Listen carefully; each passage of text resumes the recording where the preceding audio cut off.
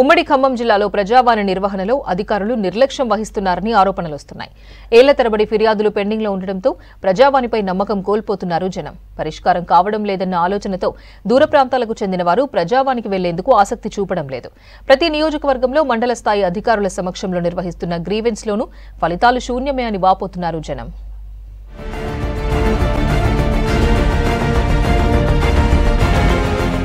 ప్రజావాణిలో పేద మధ్యతరగతి ప్రజల సమస్యల దరఖాస్తులు అంతంత మాత్రంగానే పరిష్కారం అవుతున్నాయి. ఉమ్మడి ఖమ్మం జిల్లాలో ప్రతి సోమవారం గ్రీవెన్స్ డే ఉంటుంది. కానీ గ్రీవెన్స్ నిర్వహించిన దానికంటే క్యాన్సిల్ చేసిన రోజులే ఎక్కువ. గ్రీవెన్స్ లో కలెక్టర్ వినతులు స్వీకరించాల్సి ఉండగా వివిధ పనుల్లో బిజీగా ఉండడంతో అదనపు కలెక్టర్, డిఆర్ఓ, ఆర్డీఓలు కార్యక్రమాన్ని నడిపిస్తున్నారు. కానీ సమస్యలు పరిష్కారం కావడం లేదంటున్నారు అర్జీదారులు. నేను మొన్న 2024 డిఎస్సిలో 1:3లో సెలెక్ట్ అయ్యాను. కానీ నాకంటే ముందు ప్లేస్ లో ఉన్న ఆమె నాన్ లోకల్ కేటగిరీ అయినా సరే ఆమెకి పోస్టింగ్ ఇచ్చారు. యాక్చువల్ గా మన దగ్గర 124 జీవో అనేది ఒకటి ఉంది. దాని ప్రకారం 1 నుంచి 7వ తరగతి వరకు ఖచ్చితంగా తెలంగాణలోనే చదివి ఉండాలి. కానీ ఆమె 1 నుంచి 4 వరకే చదివింది, మిగతా అన్ని ఏపీలో చదివింది. ఎంక్వైరీ చేపిస్తాము అని అన్నారులే, కానీ మాకు ఇప్పటి వరకు దాని గురించి ఎటువంటి ఈ రిజల్ట్ అనేది మాకు ఇవ్వలేదు. ఎప్పుడు వచ్చినా సరే ఎంక్వైరీ నడుస్తుంది అంటున్నారులే, కానీ కరెక్ట్ ఇన్ఫర్మేషన్ అయితే ఇవ్వట్లేదు.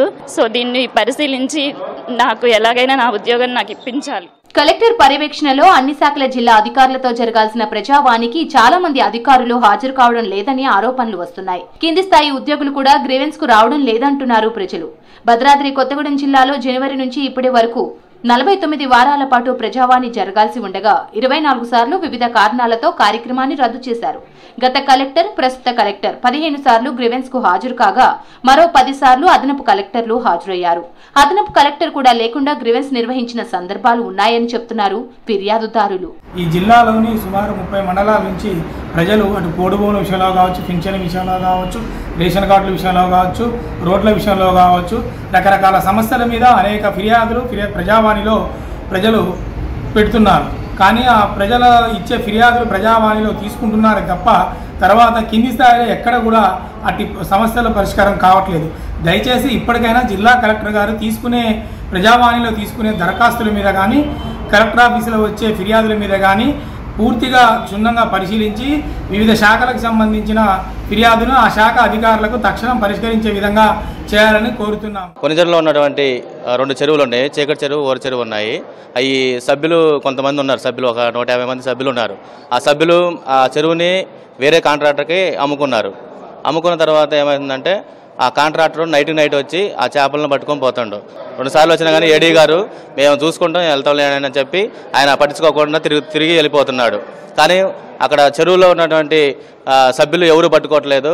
బయట నుంచి తీసుకొచ్చి ఇన్సూరెన్స్ లేని వ్యక్తులను తీసుకొచ్చి రాత్రులు పట్టుకొని ఆ చేపలు తీసుకొని పోవడం జరుగుతుంది. అవుట్ సోర్సింగ్ ఉద్యోగాలు ఇప్పించాలని, తల్లిదండ్రులు చూడడం లేదని, వికలాంగుల పింఛన్లు ఇవ్వాలని, కొత్త రేషన్ కార్డులు మంజూరు చేయాలని, ఇండ్లు కేటాయించాలని, రైతు బీమా, పోడు భూములకు పట్టాలు వంటి పలు రకాల సమస్యలపై గ్రీవెన్స్ లో ఫిర్యాదులు చేస్తున్నారు బాధితులు.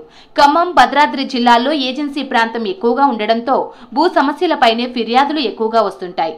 వాటిని పరిష్కరించకపోవడంతో గ్రీవెన్స్ ఎందుకు పెడుతున్నారో అర్థం కావడం లేదంటున్నారు బాధితులు. మా అమ్మగారు కుంభగిరి దానమ్మ మండల ఆఫీసులో సేపర్గా చేస్తూ చనిపోయింది. మా అమ్మగారి జాబ్ నాకు ఇప్పించాలని తిరుగుతున్నా. 3 సంవత్సరాల నుంచి తిరుగుతున్నా. గౌతమ్ గారు ఉన్న కాడ నుంచి తిరుగుతూనే ఉన్నా. సార్ ఈలో ట్రాన్స్ఫర్ అయ్యారు, ఈసారి వచ్చారు. ఈసారి కూడా జెడ్పీకి రాశారు. జెడ్పీ వాళ్ళు మాకు సంబంధం లేదని చెప్పి మళ్ళీ మా డిపో ఆఫీస్కి రాశారు.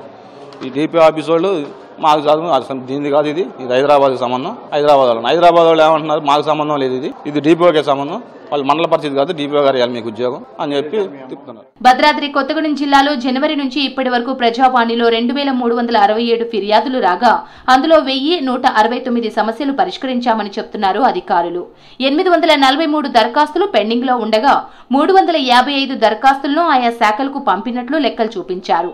ఖమ్మం జిల్లాలో 752 ఫిర్యాదులు వచ్చాయని, అందులో 547 పరిష్కరించామని, ఇంకా 205 ఫిర్యాదులు పెండింగ్ లో ఉన్నాయని చెప్పారు. ఇప్పటికైనా జిల్లా కలెక్టర్లు గ్రీవెన్స్ డేలో వచ్చిన ఫిర్యాదుల పరిష్కారానికి చొరవ తీసుకోవాలని కోరుతున్నారు ప్రజలు. అన్ని శాఖల అధికారులు గ్రీవెన్స్ కు హాజరయ్యేలా చర్యలు తీసుకోవాలంటున్నారు.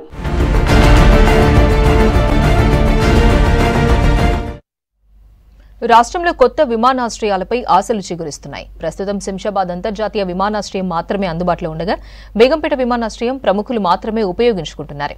సీఎం రేవంత్ రెడ్డి వరంగల్, కొత్తగూడెం, రామగుండం, ఆదిలాబాద్లలో ఎయిర్పోర్ట్లను ఏర్పాటు చేస్తామని ప్రకటించారు. గత ప్రభుత్వం కూడా దీనిపై కసరత్తు చేసింది. కానీ వివిధ కారణాలతో కొత్త ఎయిర్పోర్ట్ల నిర్మాణం ముందుకు సాగలేదు. తాజాగా కాంగ్రెస్ ప్రభుత్వం రాష్ట్రంలో ఎయిర్పోర్ట్లు నిర్మించేలా ప్రత్యేక చొరవ తీసుకుంది.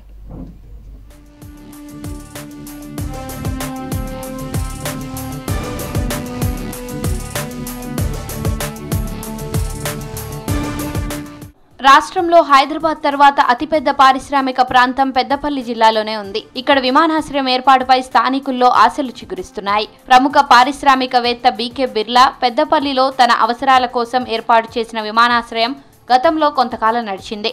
కేశవరం సిమెంట్ పర్యవేక్షణకు బిర్లా తన సొంత విమానంలో ఇక్కడకు వచ్చేవారు. ఇందుకోసం బిర్లా కంపెనీ రన్వే ఏర్పాటు చేసింది. ఆ తర్వాత కొంతకాలం ఇక్కడి నుంచి 15 సీట్ల సామర్థ్యం ఉన్న వాయుదూత్ను హైదరాబాద్కు నడిపించారు. అంతగా ఆదాయం రాకపోవడంతో విమాన సేవలు నిలిపివేశారు. ఈ మధ్య సీఎం రేవంత్ పెద్దపల్లి ఎంపీ వంశీకృష్ణ రామగుండంలో ఎయిర్పోర్ట్ ఏర్పాటుకు హామీ ఇచ్చారు.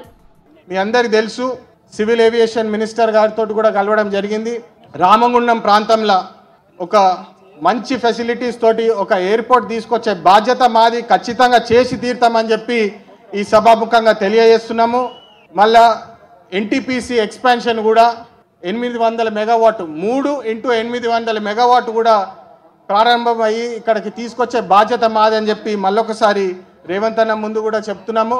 ఖచ్చితంగా ఈ రెండు అతి తొందరగా తీసుకొస్తామని చెప్పి మీ అందరికి మాటిస్తున్నాను. వరంగల్ ఎయిర్పోర్ట్ తేలే, కొత్తగూడెంలో ఎయిర్పోర్ట్ తేలే, రామగుండంలో ఎయిర్పోర్ట్ తేలే, ఆదిలాబాద్లో ఎయిర్పోర్ట్ తేలే, ఆ పెద్దపల్లిలో బస్ డిపో ఇవ్వలే, ములుగు జిల్లాలో బస్ డిపో ఇవ్వలే. ఇవాళ మేమందరం కష్టపడి పొన్నం ప్రభాకర్ గారు చెప్తే, విచారణ చెప్తే ఇవాళ పెద్దపల్లికి బస్ డిపో ఇచ్చినాం. రేపు రామగుండంలో ఎయిర్పోర్టు తీసుకొస్తాం. ఇవాళ హైదరాబాద్లో ఎయిర్పోర్ట్ ఆనాడు వైఎస్ రాజశేఖర రెడ్డి కట్టాడు. 10 ఏళ్ళు నువ్వు ఒక్క ఎయిర్పోర్ట్ అన్న తెచ్చినవా, తేవాలని ఆలోచన చేసినవా? ఆనాడే రామగుండంలో ఎయిర్పోర్ట్కు అన్ని వసతులు ఉండే, ఆదిలాబాద్లు ఉండే, వరంగల్ ఎయిర్పోర్ట్ ఉండే. ఉమ్మడి రాష్ట్రంలో మూతపడ్డాయి. తెలంగాణ వచ్చినప్పుడే చంద్రశేఖరరావు గారు అవి తెరిచి ఉండాల్సింది, తెరవలేదు. కేంద్రంతో కొట్లాడి 4 ఎయిర్పోర్ట్లు అదనంగా తెలంగాణకు తేవడానికి ఇవాళ మేము పట్టుబట్టి సాధిస్తున్నాం. అవన్నీ ప్రగతి పథంలో నడుస్తున్నాయి. గతంలో రామగుండంలో విమానాశ్రయం ఏర్పాటు చేయాలని ప్రతిపాదించింది బీఆర్ఎస్ ప్రభుత్వం. కానీ ఎలాంటి చర్యలు చేపట్టలేదు. కాంగ్రెస్ ప్రభుత్వం రాష్ట్రంలో కొత్తగా పలు చోట్ల ఎయిర్పోర్ట్లు కట్టాలని నిర్ణయించడంతో రామగుండంలోనూ విమానాశ్రయం ఏర్పాటవుతుందని ఆశాభావం వ్యక్తం చేస్తున్నారు స్థానికులు. హైదరాబాద్ కు రవాణా పరంగా ఎంతో అనుకూలంగా ఉన్న రామగుండం ప్రాంతానికి రైలు మార్గం కూడా ఉంది. వైమానిక సేవలు మొదలైతే ఈ ప్రాంతం మరింత అభివృద్ధి చెందే అవకాశం ఉంది.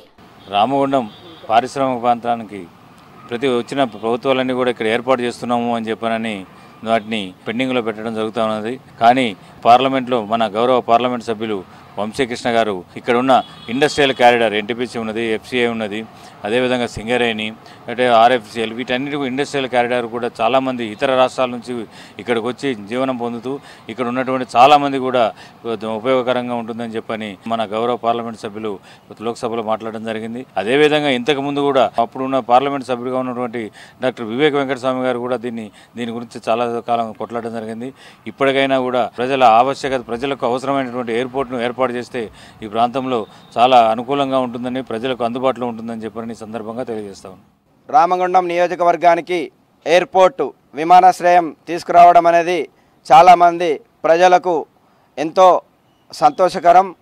ఇక్కడున్న ప్రాంతాలకు అటు అన్ని జిల్లాల నుంచి, కాగజ్నగర్ నుంచి మొదలు పెడితే ఇక్కడున్న అందరికీ ఇండస్ట్రియల్ ప్రతి ఒక్కరు కూడా ఒక హైదరాబాద్ వెళ్ళి 300 కిలోమీటర్ల ప్రయాణంకు తక్కువగా ఇక్కడ ఈ రోజు దగ్గరగా ఉండడం అనేది చాలా సంతోషం. రాష్ట్రంలో పరిశ్రమలకు కేంద్రమైన రామగుండంలో దేశంలోని వివిధ రాష్ట్రాలకు చెందిన ప్రజలు నివసిస్తున్నారు. దేశంలోనే అతిపెద్ద విద్యుత్ కేంద్రం ఎన్టీపీసీ, ఆర్ఎఫ్సిఎల్, ఎరువుల కర్మాగారం, సింగరేణి సిమెంట్ తయారీ పరిశ్రమ, కేశవరం ఫ్యాక్టరీ ఇక్కడ ఉన్నాయి. వీటితో పాటు త్వరలోనే మరిన్ని పరిశ్రమలు ఇక్కడ నెలకొల్పే అవకాశం ఉంది. ఇక్కడ విమానాశ్రయం నిర్మిస్తే ఇతర రాష్ట్రాల ప్రజల రాకపోకలకు మెరుగైన రవాణా సౌకర్యం అందుబాటులోకి వస్తుంది. పరిశ్రమల ఉత్పత్తులను ఇతర ప్రాంతాలకు సప్లై చేయడం కూడా ఈజీ అవుతుంది. ఉమ్మడి ఆంధ్రప్రదేశ్ రాష్ట్రం ఉన్నప్పటి నుంచి మరి రామగుండం నియోజకవర్గంలో ఎయిర్పోర్ట్ను ఏర్పాటు చేస్తామని చెప్పి మరి కొన్ని ప్రభుత్వాలు నిర్లక్ష్యం వల్ల శాంక్షన్ మంజూరు కావడం, రద్దు కావడం జరుగుతూ ఉంది.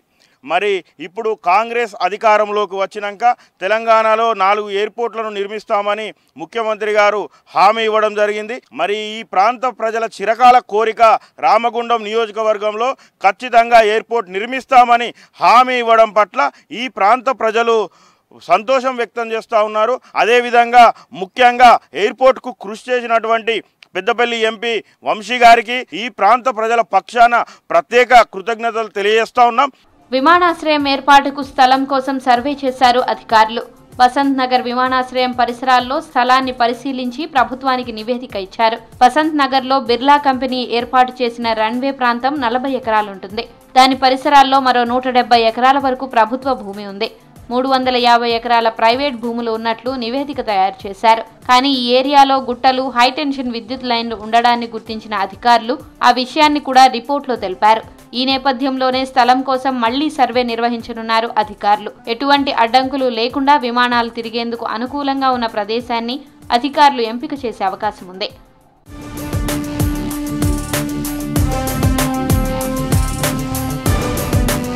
చెన్నూరు ఆర్టీసీ బస్ డిపో నిర్మాణానికి టెండర్లు పిలిచామన్నారు రవాణా శాఖ మంత్రి పొన్నం ప్రభాకర్. ల్యాండ్ ఇష్యూ కోర్టులో ఉండడంతో పనులు ఆగాయని అసెంబ్లీలో చెప్పారు మంత్రి. 3 రాష్ట్రాల సరిహద్దుల్లోని మారుమూల ప్రాంతంగా ఉన్న చెన్నూరుకు ఆర్టీసీ డిపో అత్యవసరమన్నారు ఎమ్మెల్యే వివేక్ వెంకటస్వామి. త్వరగా డిపో పనులు పూర్తి చేసి పలు గ్రామాలకు ఆగిపోయిన బస్ సర్వీసులను పునరుద్దరించాలని కోరారు. తాను ఎమ్మెల్యేగా గెలిచిన తర్వాత నియోజకవర్గంలోని చాలా రోడ్లకు మరమ్మతులు చేయించామన్నారు వివేక్. 22 డిసెంబర్లో ప్రభుత్వం జిల్లా మినరల్ ఫండ్ ట్రస్ట్ డిఎంఎఫ్ కింద 4 కోట్లను మంజూరు చేసింది. మొదటి విడతగా 1.20 కోట్లను విడుదల చేయడమైంది. బస్ డిపో నిర్మాణం కోసం ప్రభుత్వ భూమిని టీజీఎస్ ఆర్టీసీకి అప్పగించినారు. చెన్నూరులో బస్ డిపో నిర్మాణానికి టీజీఎస్ ఆర్టీసీ టెండర్లను పిలిచింది. 2023లోనే 29వ తారీఖు 7వ నెల విజయవంతమైన బిడ్డర్కు పనిని కూడా అప్పగించినాము.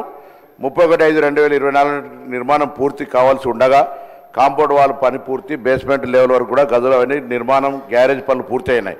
అయితే టీఏజేఎస్ ఆర్టీసీకి కేటాయించిన భూమికి సంబంధించి గౌరవ హైకోర్టు స్టే ఆర్డర్ ఉన్నందున 5/1/2024 తేదీన పని నిలిపివేయడం జరిగింది. స్టే వేకేట్ చేయడానికి ప్రయత్నాలు జరుగుతూ ఉన్నాయి. స్టే వేకేట్ కాగానే వెంటనే ఆ పనులు పూర్తి చేయడం జరుగుతుంది. గౌరవ మంత్రివర్యులు ఏదైతే చెప్పారో చెన్నూరు మారుమూరు ప్రాంతము, చెన్నూరులో 3 స్టేట్స్ వస్తాయి అధ్యక్ష, ఛత్తీస్గఢ్, మహారాష్ట్ర, తెలంగాణ. అందు గురించి ఈ డిపో చాలా ముఖ్యము. చాలా మటుకు రోడ్స్ ఇంతకుముందు సరిగా మరమ్మతు చేయలేదు. చాలా బస్సులు ఆగిపోవడం జరిగింది. మీ ద్వారా మంత్రివర్యులను ఇదే రిక్వెస్ట్ చేస్తున్నాము. తొందరగా డిపో కంప్లీట్ చేసిన తర్వాత కోర్టులో కేసు అయిన తర్వాత బస్సులు ఏదైతే ఇంతకుముందు చెన్నూరు నుంచి సుపాకు బస్ సర్వీస్ ఉండే ఆల్గాం వయా, అది కూడా ప్రారంభం చేయాలి. దాంతోపాటు చెన్నూరు టు నక్కలపల్లి ఇక్కడ ఫారెస్ట్ ల్యాండ్ ఉండడం వలన రోడ్డు సరిగా లేకుంటే నేను ఎమ్మెల్యే అయిన తర్వాత 15 లక్షలు ఖర్చు పెట్టి ఆ రోడ్డు మరమ్మతు చేయడం జరిగింది. ఆ బస్ సర్వీస్ కూడా రీస్టార్ట్ చేయాలని చెప్పి మంత్రివర్యులను కోరుతున్నాను. ఒక Chennur to Hyderabad 5 AM bus మంత్రి గారిని చాలాసార్లు కోరడం జరిగింది. ఇప్పటివరకు ప్రారంభం చేయలేదు. గౌరవ మంత్రివర్యుల్ని తొందరగా ఈ బస్ సర్వీస్ను కూడా స్టార్ట్ చేయాలని చెప్పి కోరుతున్నాము. మంచిర్యాల టు చెన్నూరు, ఒక్క నిమిషం, మంచిర్యాల టు చెన్నూరు వయా భీమారం ఇంకొక బస్ సర్వీసు. తర్వాత మందమరి నుంచి హైదరాబాద్, ఆసిఫాబాద్ నుంచి హైదరాబాద్ పోయే బస్సులన్నీ కూడా మందమరి డిపోకి పోయి దాని తర్వాత పోతే బాగుంటుంది మంత్రివర్యులు. అంతేగాక జోడువాగా నేషనల్ హైవేలో రోడ్డు సరిగా లేకుండే అప్పుడు ఆ రోడ్డు మరమ్మతు చేయడానికి నేను ఎంపీగా ఉన్నప్పుడు 15 కోట్లతో మరమ్మతు చేసిన తర్వాత మళ్ళీ మొన్న నేను ఎమ్మెల్యే అయిన తర్వాత 2 కోట్లతో ఆ రోడ్డు మరమ్మతు కావడం జరిగింది.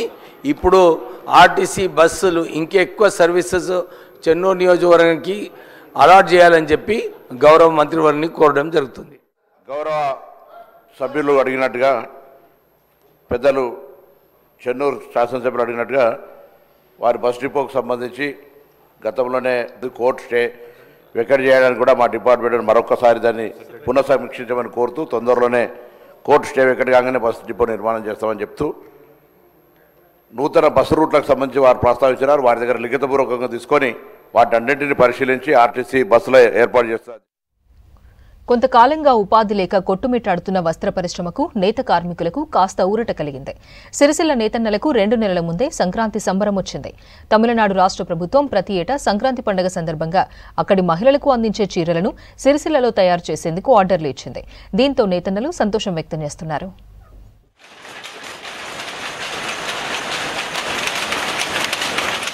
తమిళనాడులో సంక్రాంతి పండుగను వైభవంగా జరుపుకుంటారు. అక్కడి ప్రభుత్వం మహిళలకు కానుకగా చీరలను పంపిణీ చేస్తుంది. ఈ చీరలను సిరిసిల్లలో తయారు చేసేందుకు ఆర్డర్ ఇచ్చారు అధికారులు. దీంతో స్థానిక నేతన్నలకు 2 నెలల పాటు పని దొరుకుతుంది. విడతల వారీగా 30 లక్షల మీటర్ల క్లాత్ను సిరిసిల్ల నేతన్నలు ఉత్పత్తి చేయనున్నారు. ఇప్పటికే దాదాపు 2 లక్షల మీటర్ల క్లాత్ను తయారు చేసి తమిళనాడుకు పంపించారు.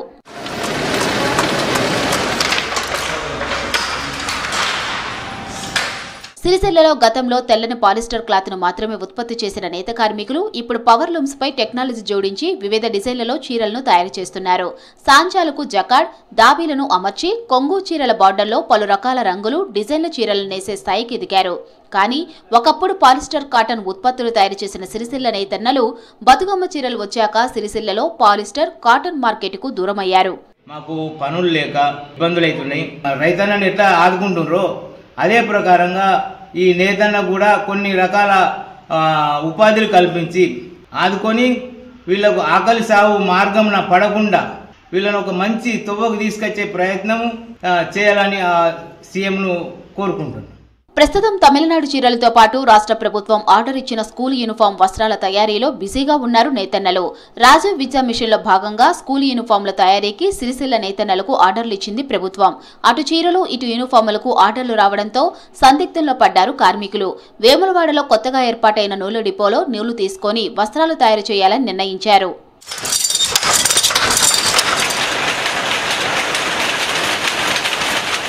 సిరిసిల్లలో సగం సాంచాలపై ఆర్వీఎం వస్త్రాలు, మరో సగం సాంచాలపై తమిళనాడు చీరల బట్టను ఉత్పత్తి చేయాలని భావిస్తున్నారు నేతన్నలు. సిరిసిల్లలో చీరల బట్ట భీములు సిద్ధంగా ఉండటంతో కొందరు ఆసాములు ఆ భీములను ఎక్కించి తమిళనాడు చీరల బట్టను ఉత్పత్తి చేస్తున్నారు. ఇక మ్యాక్స్ సంఘాలు ఉన్న సాంచాలపై ఆర్వీఎం వస్త్రాలను తయారు చేస్తున్నారు. సంవత్సరం నుండి ఇబ్బంది పడుతున్నాము. తొందరగా ఆర్డర్ ఇచ్చి మాకు ఉపాధి కల్పించాలని మేము కోరుకుంటున్నాము. యారాన్ సబ్సిడీ కూడా ఇస్తే మేము సంతోషిస్తాము. మొన్నటిదాకా పాలిస్టర్ నడిచినాయి. ఆ పాలిస్టర్ మీద వారానికి 1500 వస్తాయి.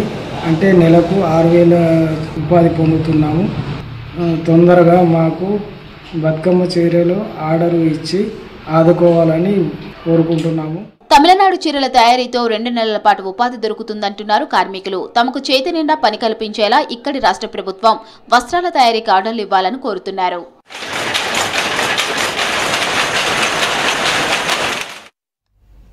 ఉమ్మడి వరంగల్ జిల్లాలో మాత్రమే పండిస్తున్న చపాట మిర్చి అరుదైన ఖ్యాతిని సాధించింది.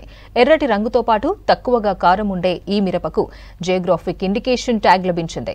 చపాట మిరపకు జీఐ ట్యాగ్ కోసం తిమ్మంపేట మిర్చి ఫార్మర్ ప్రొడ్యూసర్ కంపెనీ 2 ఏళ్ల క్రితం దరఖాస్తు చేయగా ఇండియన్ పేటెంట్ ఆఫీస్ ఆమోదించింది. జియోగ్రాఫిక్ ఇండికేషన్స్ జర్నల్లోనూ చపాట రకం మిర్చి వివరాలు ప్రచురితమయ్యాయి. ఇక దీనిపై మరిన్ని వివరాలు కృష్ణమోహన్ అందిస్తారు. దేశంలో అత్యధిక మిర్చి పండించే రాష్ట్రంగా తెలంగాణ నిలిస్తే అరుదైన చపాటా మిర్చికి కేంద్రంగా వరంగల్ నిలుస్తుంది. చపాటా మిర్చి ఇప్పుడు ఒక అరుదైన గౌరవం దక్కించుకుంది. జీఐ ట్యాగ్ సాధించడంలో మలయాళ రీసెర్చ్ సెంటర్ అత్యంత కృషి చేసింది. అయితే జీఐ ట్యాగ్ తోటి చపాటా మిర్చికి లభించిన గుర్తింపుతో రైతులకు ఎలాంటి మేలు జరుగుతుంది తెలుసుకున్న ప్రజలతో మనతోటి డాక్టర్ మాలతి ఉన్నారు. ఆమెతో మాట్లాడదాం. మేడం, ఈ చపాటా మిర్చికి సంబంధించినటువంటి ప్రత్యేకత ఏంటి అసలు? చపాటా మిర్చిని వరంగల్ చపాటా అని అంటూ ఉంటారు, అలాగే టమాటా మిర్చి అని కూడా అంటూ ఉంటారు. సో ఈ చపాటా మిర్చి దేశంలో ఇంకెక్కడ సాగులో లేదు, కేవలం వరంగల్ జిల్లాలో ఉంది. కాబట్టి ఇక్కడ ఒక ప్రత్యేకమైనటువంటి స్థానం నెలకొల్పబడింది. ఈ మిర్చి మిగతా మిర్చిలకు ఈ మిర్చికి ఆకారంలో కావచ్చు, కలర్లో కావచ్చు, లేదా డిఫరెన్స్ ఎట్లా ఉంటుంది అసలు మిగతా మిర్చీలకు సంబంధించి? కూడా చూడ్డానికి ఈ చపాటా మిర్చి దొడ్డుగా ఉండి టమాటా లాగా ఉంటుందని చెప్పేసి దీన్ని టమాటా మిర్చి అంటున్నారు. కానీ దీంట్లో ఏంటంటే 3 రకాలు ఉంటాయి. సింగిల్ పట్టి మిర్చి అని, డబల్ పట్టి మిర్చి అని, ఓదలు మిర్చి అని అంటూ ఉంటారు. దీనికి మనం మామూలుగా సాధారణంగా ఉన్నటువంటి మిర్చితో పోలిస్తే ఇది ఆల్మోస్ట్ ఘాటు లేని మిర్చి అనే చెప్పొచ్చు. భారతదేశంలో ఉన్నటువంటి అనేక రకాల మిరప రకాలలో చూసుకుంటే ఇది చాలా తీయని మిర్చి అన్నట్టు, స్వీటెస్ట్ చిల్లీ. మిగతా వాటికేమో మిర్చి ఎక్కడైనా షాప్లలో దొరుకుతుందా, మిర్చి నారు పోసుకోవడం సాగు చేస్తారు. కానీ ఈ చపాటా మిర్చికి సంబంధించి రైతులు ఎట్లా విధంగా సాగు చేస్తారు?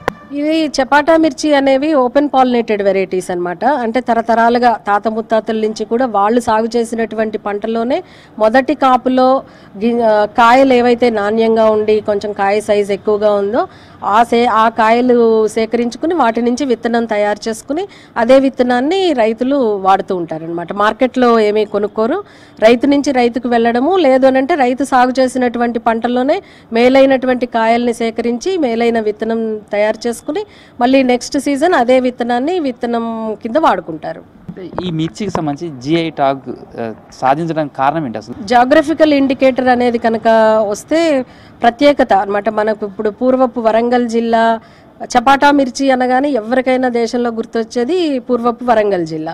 సో అలాంటి మామూలుగా మాటల్లో అంటూనే ప్రత్యేకత ఉంది అని అంటే పాలసీ పరంగా కూడా అంటే డాక్యుమెంట్ రూపంలో కూడా ప్రత్యేకత ఉండాలి అని చెప్పేసి ఈ మన రాష్ట్రంలో ఉన్నటువంటి శ్రీ కొండా లక్ష్మణ్ బాపూజీ ఉద్యాన విశ్వవిద్యాలయం వారు దీనికి ముందడుగు వేయడం జరిగింది. అయితే ఏంటంటే మనకి దుగ్గొండి మండలంలో ఉన్నటువంటి తిమ్మంపేట రైతు ఫార్మర్ ప్రొడ్యూసర్ కంపెనీ లిమిటెడ్ వాళ్ళు ఈ ఉద్యాన విశ్వవిద్యాలయం తోడ్పాటుతోటి జాగ్రఫికల్ ఇండికేటర్ రిజిస్ట్రీ అని మన దేశంలోనే ఆఫీస్ హెడ్ క్వార్టర్స్ వచ్చి చెన్నైలో ఉంది. వాళ్ళకి 2022లో అప్లై చేయడం జరిగింది అనమాట.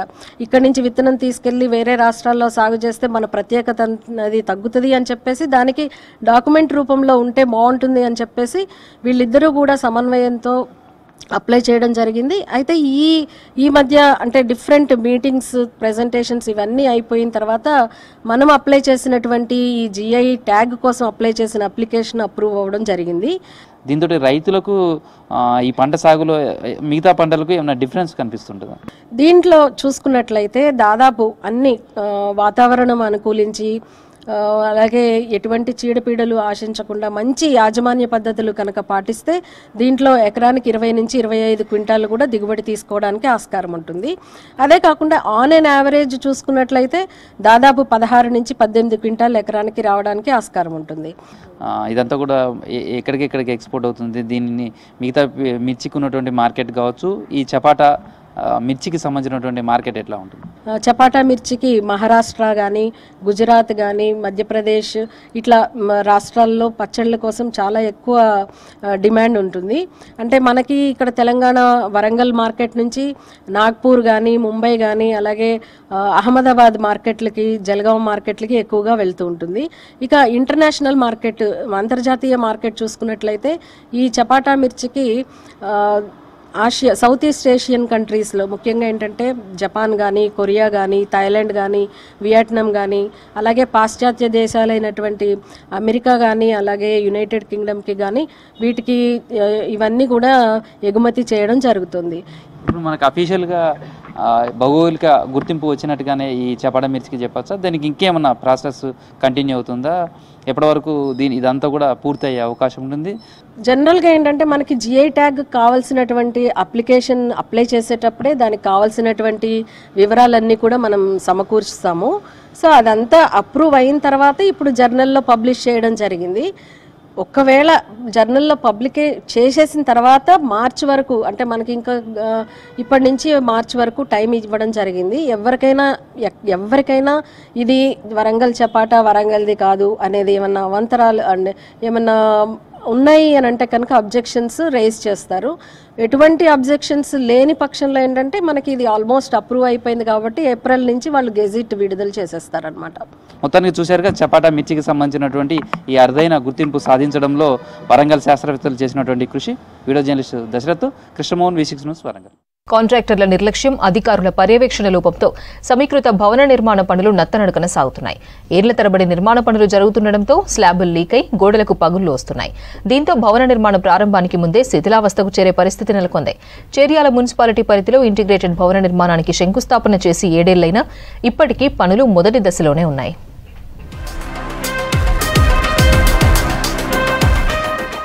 సిద్దిపేట జిల్లా చేర్యాల మున్సిపాలిటీలో ప్రభుత్వ కార్యాలయాన్ని ఒకచోట ఉండేలా గత ప్రభుత్వం చేపట్టిన ఇంటిగ్రేటెడ్ భవన నిర్మాణం ఇప్పటికీ పూర్తి కాలేదు. 2018 ఫిబ్రవరి 12న ఇంటిగ్రేటెడ్ భవన నిర్మాణానికి శంకుస్థాపన చేశారు అప్పటి మంత్రి హరీష్ రావు. పనులు ప్రారంభమై 7 ఏళ్లవుతున్నా ఇప్పటికీ పూర్తి చేయకపోవడంపై ఆగ్రహం వ్యక్తం చేస్తున్నారు స్థానికులు.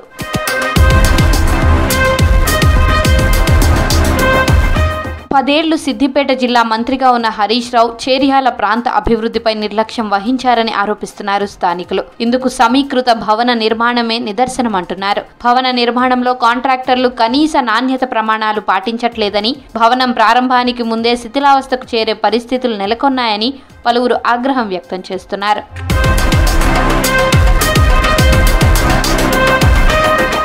అధికారులు, కాంట్రాక్టర్లు భవనం నిర్మాణాన్ని పట్టించుకున్న పాపాన పోలేదని విమర్శిస్తున్నారు లోకల్స్. ఇంటిగ్రేటెడ్ భవనంలోకి మున్సిపల్ కార్యాలయాన్ని తరలించవచ్చనే ఉద్దేశంతో నిర్మాణం పూర్తి కాకముందే అప్పటి ఎమ్మెల్యే ముత్తిరెడ్డి యాదగిరిరెడ్డి ఆదేశాలతో పాత మున్సిపల్ కార్యాలయాన్ని కూల్చివేశారు అధికారులు. దీంతో మున్సిపల్ కార్యాలయం లేకుండా పోయిందన్నారు స్థానికులు.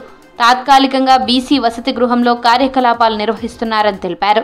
గత ప్రభుత్వంలో చేర్యాల ప్రాంతానికి సంబంధించి సమీకృత భవనం 17 కోట్ల రూపాయలతోని 2018 ఫిబ్రవరి నెలలో ప్రారంభించారు. అయితే ఫౌండేషన్ వేసినప్పటి నుండి దాదాపు ఇప్పటి వరకు మళ్ళీ ఫిబ్రవరి వస్తే 7 సంవత్సరాల కాలయాపన అవుతుంది. ఇప్పటికీ సమీకృత భవనం నిర్మాణం దశలోనే ఉంది. ఎక్కడేసిన గొంగడి అక్కడనే ఉంది. ఇది 6 సంవత్సరాల నుంచి నత్తనడకన నడుస్తున్న కారణంగా ఓ పక్క బిల్డింగు గోడలు పర్యలొస్తున్న పరిస్థితి ఉన్నది.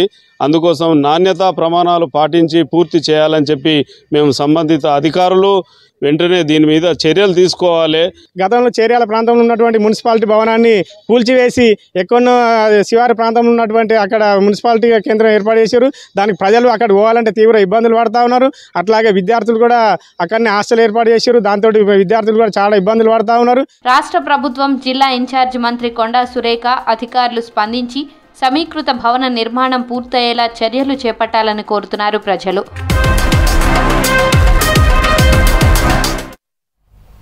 వనపర్తి జిల్లాలో వెదురుతో వివిధ రకాల వస్తువులు తయారు చేసి పాఠాలు బోధిస్తూ అందరినీ ఆకట్టుకుంటున్నాడు ఓ ఉపాధ్యాయుడు. విభిన్న ఆకృతులతో సర్కార్ బడి పిల్లలకు పాఠాలు చెబుతున్నాడు. బొమ్మలు, ఆట వస్తువులతో చిన్నారులకు బేసిక్ నాలెడ్జ్ అందిస్తున్నారు. వినూత్న విద్యాబోధనతో విద్యార్థులకు చదువుపై ఆసక్తి కలిగిస్తున్నారు. పెబ్బేరు మండలం యాపర్ల ప్రాథమిక పాఠశాలలో విద్యార్థులకు అర్థమయ్యేలా ప్రయోగాత్మకంగా పాఠాలు చెప్తున్నారు టీచర్లు. సహజ పద్ధతుల్లో వివరిస్తూ విద్యార్థులు ఉల్లాసంగా పాఠాలు వినేలా తీర్చిదిద్దుతున్నారు టీచర్ మురళీకృష్ణ. కేవలం పుస్తకాల్లోని అంశాలను బోధించడమే గాక వెదురుతో ఆట వస్తువులను తయారు చేసి చిన్నారులకు పాఠాలు ఈజీగా అర్థమయ్యేలా చేస్తున్నారు. ప్రాథమిక పాఠశాల విద్యార్థులకు అవసరమైన బేసిక్ నాలెడ్జ్ ను బొమ్మల రూపంలో, ఆట వస్తువుల రూపంలో తయారు చేసి కళ్ళకు కట్టేలా వివరిస్తున్నారు మురళీకృష్ణ. ఈ వృధా పాడేసినటువంటి వెదురుతో అనేక బోధనా ఉపకరణాలు తయారు చేయాలని నిర్ణయించుకున్నాం. ఇందుకొరకు మా సమీప బంధువు కృష్ణయ్య దంపతులు నా సహకారం తీసుకొని అనేక రకాలైనటువంటి బోధనోపకరణాలను తయారు చేయడం. ఈ బోధనోపకరణాలు బొమ్మల రూపంలో ఉండడం పిల్లలకు తరగతి గదిలో ఎంతో ఆసక్తిని కలిగించాయి. ఈ పద్ధతులను ఉపయోగించి ఈ బొమ్మలను క్లాస్ రూమ్లో తరగతి గదిలో అంశాల వారీగా ఉపయోగించి సరైనటువంటి పాఠ్యాంశాలను పిల్లలకు బోధించడం ద్వారా పిల్లలు ఎంతో ఆసక్తిగా వినడం, నేర్చుకోవడంతో పాటు సృజనాత్మకతను డెవలప్ చేసుకుంటూ నేను ఉపయోగించిన బొమ్మలతో పాటు వారు కూడా అనేక బొమ్మలను తయారు చేసి వారి సృజనాత్మకతను చేస్తున్నారు. 6 ఏళ్ల నుంచి వెదురుతో విభిన్న ఆకృతులను తయారు చేసి పిల్లలకు పాఠాలు చెప్తున్నారు టీచర్ మురళీకృష్ణ. వీటిలో సైన్స్ కు సంబంధించిన పరికరాలు కొన్ని అయితే మరికొన్ని మ్యాథ్స్ కు సంబంధించినవి. మ్యాథ్స్ లో వృత్తాలు, అర్ధవృత్తాలు, దీర్ఘ చతురస్రాలు, త్రికోణాలు లాంటివి ఉన్నాయి. పాఠాలను వినూత్న రీతిలో బోధించడమే చాలా అరుదు. ఇలా డిఫరెంట్ మెథడ్లో విద్యార్థులకు చదువుపై ఆసక్తి కలిగిస్తున్నారు మురళీకృష్ణ. వరుసగా వనపర్తి జిల్లాలో గత 3 సంవత్సరాల నుంచి ప్రథమ బహుమతి సాధించాను.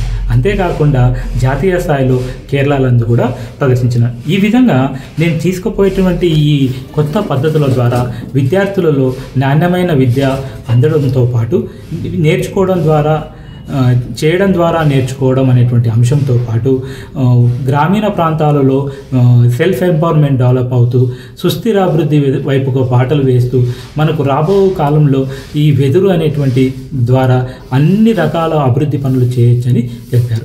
మురళి సారు వెదురు బొంగులతో బస్సు, పిల్లన గోవి చేసుకొచ్చి మాకు పాఠం చెప్తాడు చక్కగా. బొమ్మలతో చూపిస్తున్నాడు కాబట్టి మాకు చక్కగా అర్థమవుతుంది. మురళీకృష్ణ తయారు చేసిన వెదురు వస్తువులను ఇప్పటికీ అనేక చోట్ల ప్రదర్శించారు.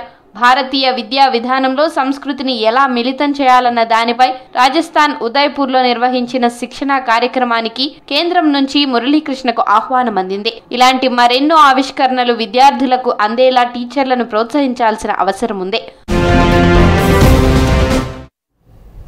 ఇవి bulletin updates. Stay tune to B6 news.